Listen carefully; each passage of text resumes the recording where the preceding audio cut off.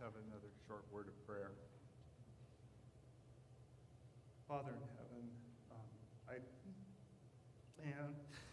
excuse me, hide me and let your words come out, Lord. In Jesus' name, amen. Every day, I get to do a really fun job. I'm a mobile diesel mechanic, and I have, this is my toolbox. It's a rolling toolbox, and I get to look in this box every day, dozens of times a day. Sockets, hammers, wrenches, all sorts of stuff.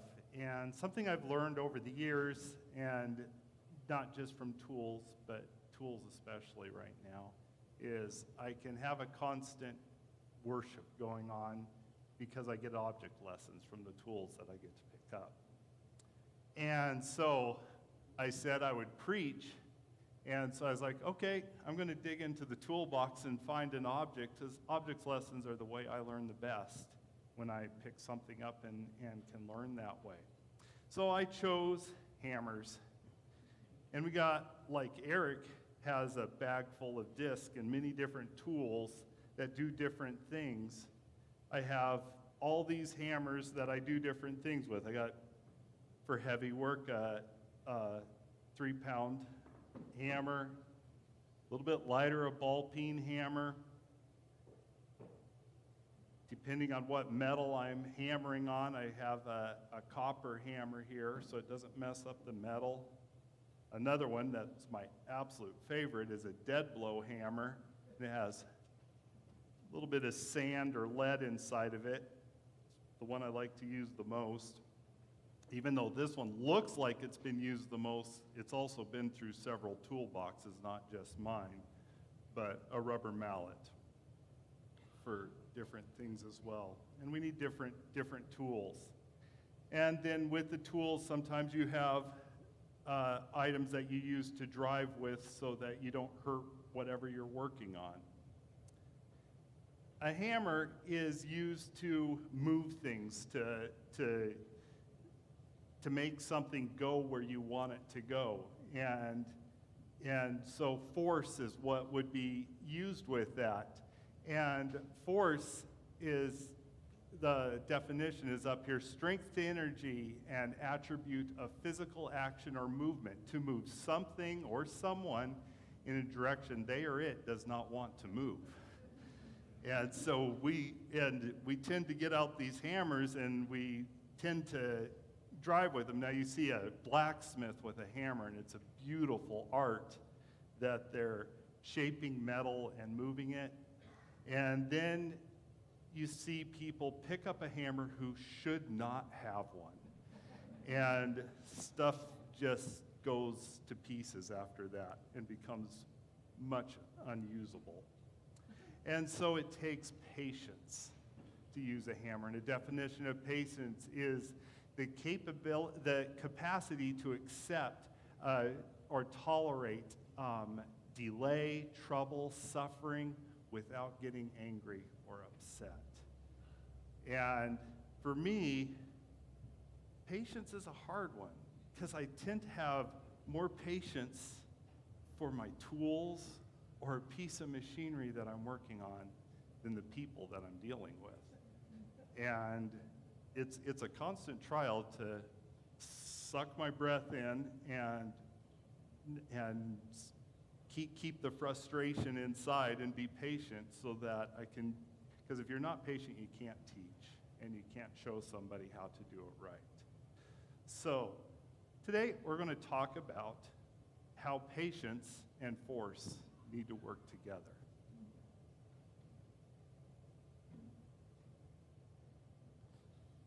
Let's turn in our Bibles, if you have time. We're going to turn to a story of Samuel and Saul.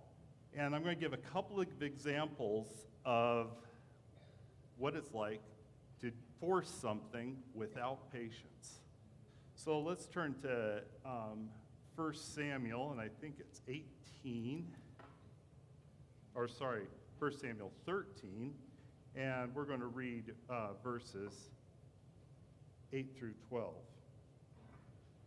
And this is Saul. He's with the Philistines. Gone up against battle with the Philistines. He's already had a couple of battles and has won. He's at the very beginning of being a king, and he loses it.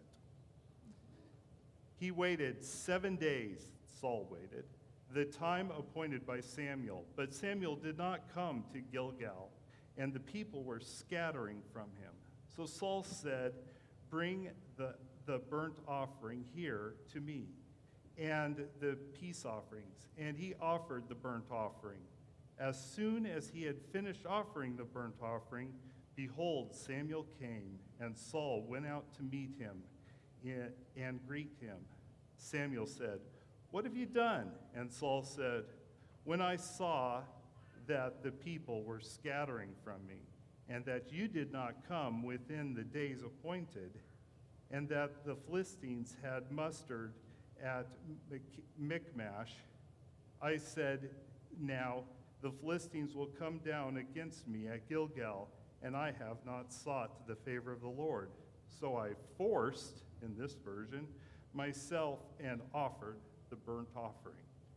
Well, do we push God's timeline sometimes? We're like, come on, I prayed, I've asked for it, and it's just not happening right now. Well, Saul gives us that prime example where he pushed it, and that came back to bite him pretty hard. Another story, let's go to Genesis 3. This one's a little bit more potent. In Genesis 3, we have Adam and Eve in the garden, and they're in their beautiful home where patience at that time probably didn't really need to exist on this earth because there was no timeline. Time was going to be inevitable forever at that point in time. There's a movie, I don't know if anybody's seen it, called Never Cry Wolf. And in there's a Eskimo, Inuit, Indian, who's he's super patient, super kind, and he's trying to teach Farley Mowat about all the things about living up in the Arctic Circle. And he can explain things over and over and over again and never change his mode of voice or anything. And in his book, Farley Mowat said, it's because he had no sense of time. He didn't need patience. It was just there. And so at that point, it didn't there really wasn't necessarily a timeline in that time until the fall, and then the fall started a clock ticking. So let's read in Genesis 3 here. Now the serpent was more crafty than any other beast of the field that the Lord God had made. He said to the woman, "Did God actually say you shall not eat of any tree in the garden?" And the woman said to the serpent, "We may eat of the fruit of the trees in the garden, but God said, you shall not eat of the fruit of the tree that is in the midst of the garden, neither shall you touch it, lest you die." But the serpent said to the woman, "You will not surely die." Oh, let me keep going here, sorry. I messed up on my lines there, but we'll keep going here. God knows that when you eat of it, your eyes will be opened, and you will be like God, knowing good and evil. So when the woman saw that the tree was good for food, and that it was a delight to the eyes, and that the tree was to be desired to make one wise, she took of its fruit and ate, and she also gave some to her husband who was with her, and he ate too. Sometimes we see this close-up picture of something that we're focused on and we want, or we want to see it closer, and we don't. You can go to the next. Yeah, there we go. Like flowers, for instance. These are blue bonnets or lupin, another name for it. But we get up close and we want to examine things up really close, and we don't get the whole big picture because we just want our hands on that one thing. And when we step back and see the big picture, God could say, hey, there's something dangerous there. Don't just go for that. You got to see this whole thing. And we push that patience to wait for something or to see it, and we don't get to stop and look at the big picture. So when we try to force things, we can really make a mess of it. And one thing I have is a lot of times I have to work with items that have to be treated gently, otherwise you can totally ruin a piece of equipment. This is a pump drive out of a pump for one of our spray machines, and I ruined it. And so I decided, well, I'll just ruin it some more. And it was because I got impatient with trying to get these bearings off of it. Well, inevitably I got the bearings off of it, put new bearings on it, and I was in a hurry, and I threw it back into the pump. Well, I had destroyed it so badly that the seals wouldn't seal around it, and so water came pouring out of it, and I had to redo the whole job over again. So, is what I did to destroy it. I got impatient, and I got the big hammer out, and I put it in my vise, and I started wailing away at it. And if you saw it up close, and you're more than welcome to look at it afterwards, well, I gnarled it all up. And the bearing won't go past those because it just is thousandths of an inch of clearance that the bearing needs to slide, and I had messed it up. On top of that, there's threads at the end that I needed to put a bolt on, and I'd messed those up. You're supposed to put a bolt over the top of it before you go wailing on it. And yeah, I ended up having to throw it out and get a new one and stuff because I was impatient.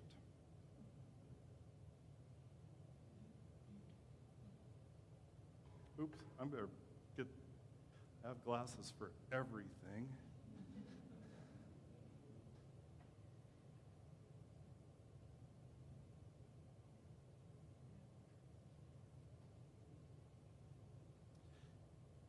In my shop, I have two guys that I get to work with. They're two young men. They're probably, one's 19, one's 20. One guy's name's Pedro.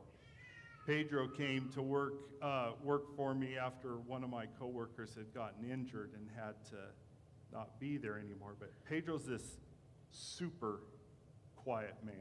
He's just, he'll come into work, and often I'll be working, and I was like, I know Pedro was supposed to be here at 7. Where is he? He's supposed to be here now. And I'll get ready to get on my phone to call him and wake him up because he has the habit of sleeping in. And I'll look over, and he's been working there for already 30 minutes. He's that quiet. And he's my welder, fabricator. He's a savant at it. And I enjoy working with him. My other guy that I have that helps me out in the field in the mobile work, his name's Brian.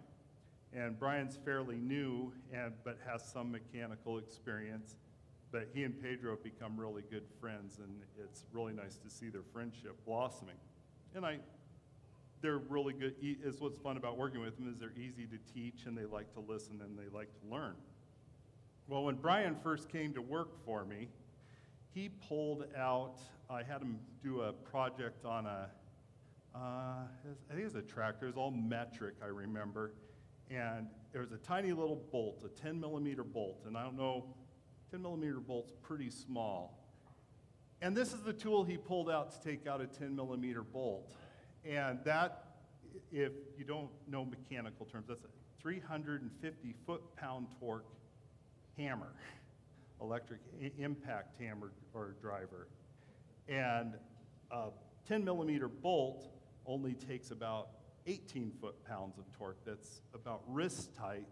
This is what you put wheels and tires on your car with that need about 250 foot-pounds of torque, which is a lot of weight. So he'd get impatient, and he'd go for the biggest tool all the time. And it took me a while to teach him to take the patience to use a hand tool and not tear the work that he was doing apart. But since then, he's gotten much, much better than at it and does a really good job. And every now and then, I'll hear them talking. And one day I was working on something, and Brian was working on something and was getting a little bit frustrated, and I heard Pedro say quietly, "Patience, patience, Brian. Have some patience." Made me laugh. So let's go on to some stories of people with patience.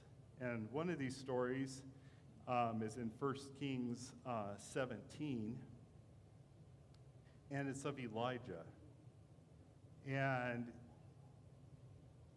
Elijah is probably one of my favorite Bible characters. There's so many amazing things about him, about his trust in God, and how he followed without question. And then he also had the insane ability to wait. So let's read this. 1 Kings 17.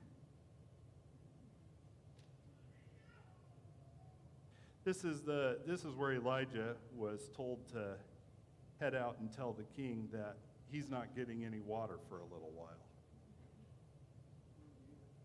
Now Elijah the Tishbite of Tishba, or however you say that, in Gilead, said to Ahab, "As the Lord, the God of Israel, lives, before whom I stand, there shall be neither dew nor rain these years except by my word." And the word of the Lord came to him, "Depart from here and turn eastward and hide yourself by the brook Cherith, which is east of the Jordan. You shall drink from the brook, and I have commanded the ravens to feed you there." So he went and did according to the word of the Lord. He went and lived by the brook Cherith, that is east of the Jordan. And the ravens brought him bread and meat in the morning, and bread and meat in the evening. And he drank from the brook, and after a while the brook dried up, because there was no rain in the land. Now, we have famines nowadays. They're all over the world, and to not have a trust in God to get you through that time would be near impossible. Here's Elijah. He's just told the king that he's not going to get any water, and then he goes where God told him to go, and he patiently waits for the promise that God would take care of him. He'd give him food and water, and he waits. And the Israelites experienced somewhat the same thing, waiting on God to take care of them, giving them their manna every day. There's many of these stories in the Bible. And at some point in time, we're going to have to do that ourselves. We got to wait for what God is going to do, the promises that he has given us in the Bible. Another story of patience is in 1 Samuel, and it's a whole entire story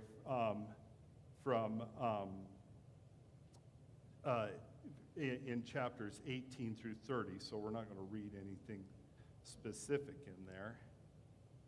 But it's the story of David and Jonathan and Saul.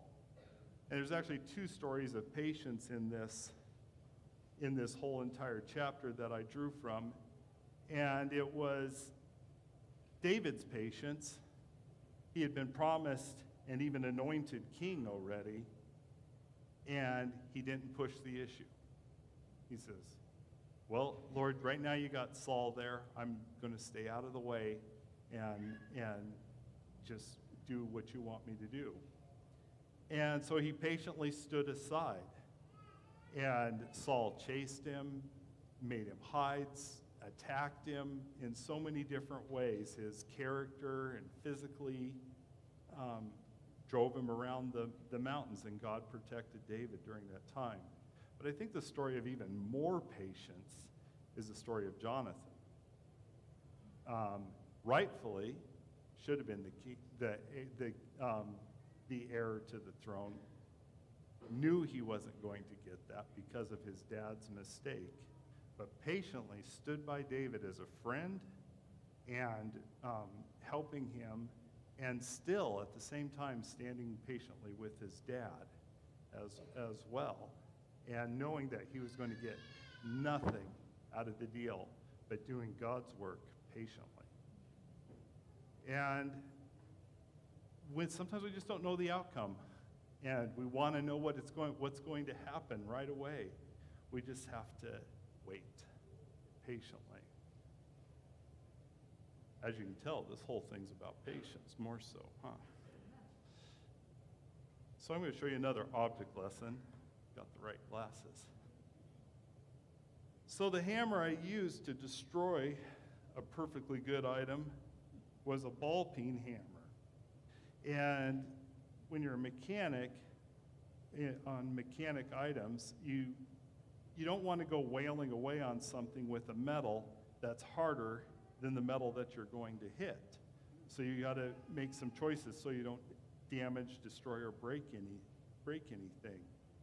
And so the hammer I should have used either should have been copper, which is a little bit softer than steel and won't mar it up as much, or I should have used a ball-peen or a dead blow hammer with a driver, depending on if the area that I was going to hit was going to be big enough not to destroy my hammer, which I've destroyed quite a few of these. But my part that I was working on didn't get destroyed. And so I could put it in the vise, and I can hit on it.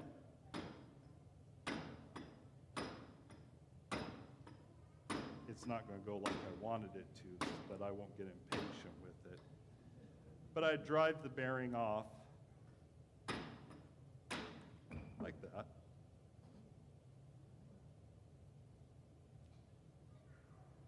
And the shaft would have been reusable again, and I wouldn't have damaged it, and my bearing would have been fine as well because I hadn't destroyed it.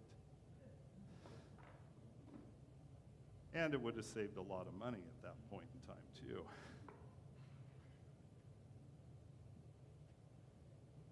So the tool we use and the tool we choose to work with is critical.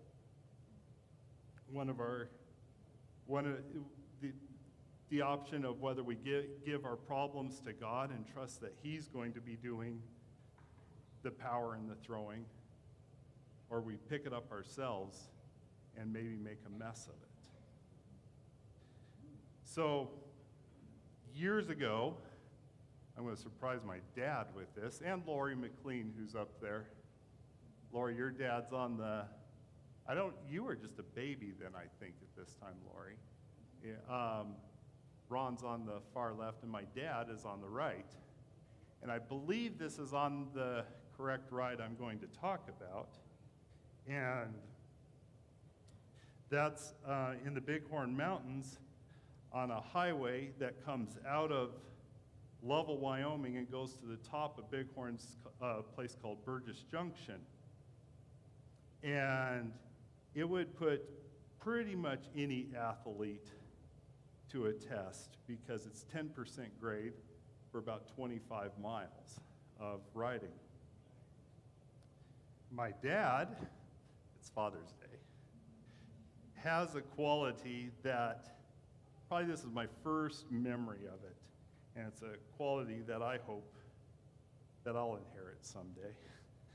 And that is the patience to keep going, to keep moving, no matter what the outcome.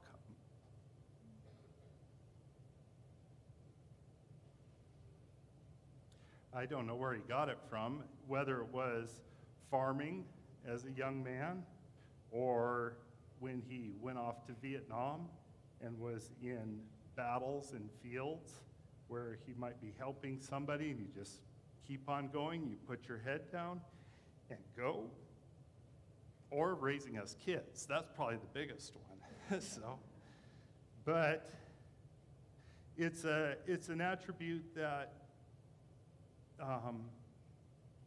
is probably one of my most admired. Dad got on this hill and he started riding, And there were people on that hill who were walking their bikes up it.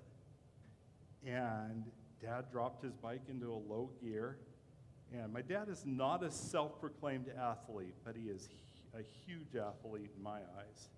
And he powered up this hill. And I've seen him do it on many different occasions. If some of you have backpacked with him, you will, he's not a fast pace, but keep on moving. Keep going, put your head down, take up the challenge and go. And I've seen him do it with so many things, and as far as I know, to the best of his ability, there is nothing that he ever did not finish. Thanks, Dad.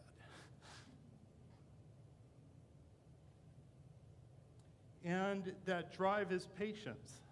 It's the patience to keep going and to put his head down and do it. In Revelation 14:12, it says, "Here are they, the saints, the patient people who keep my commandments." And we're coming up on the end of time. And patiently, we have to put our heads down and keep moving and waiting for the promises of Elijah, the promises that the Israelites got, that God was going to take care of us. But we need to continually look to him and give him the tool, the power, the hammer to move us as he wants us to move, to shape us how he wants us to be shaped. In Revelation, I think I've skipped a couple on you. I am very sorry. Revelation 21, God talks about in Revelation, it gives us what our goal is and where we're going, and we get a new heaven and a new earth. This earth is not what it was created at the beginning. It's not the way it was supposed to be. Sin came in and destroyed it. Even now, even if we look at our childhood, what the earth was then, and look at it now, it's destroyed. It's a mess, and we want to change it. Or we get caught up in the news, and we get caught up in the daily humdrum of this world, and we forget that God's in charge and that we're God's people, and that we choose to be children of God, not children of this world. In Matthew 24 and 25, it also talks about Jesus' promise of what's coming. And we look at all those promises in Matthew 24 and 25, and we can say, oh, that's happening right now. There's rumors of wars, and there's famine. Oh, that's happening right now. No, it hasn't happened to me yet, but it's coming. God's coming. Those promises are all tick-tocks away to God's coming, when time will end again and we'll live forever. Let's be patient.